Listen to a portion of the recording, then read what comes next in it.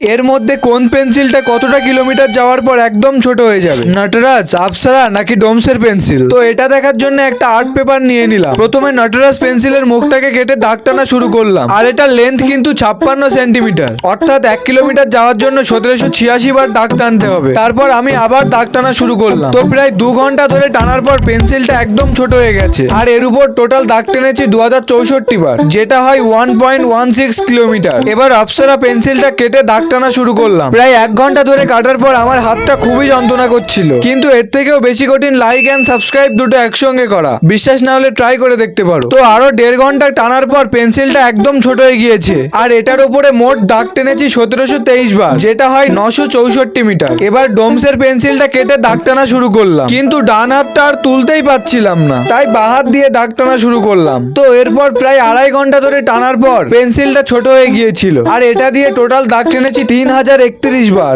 যেটা হয় 1.6 কিলোমিটার। তোমরা বলতে পারবে এর মধ্যে কোন পেন্সিলটা বেশিক্ষণ ধরে ইউজ করা যাবে?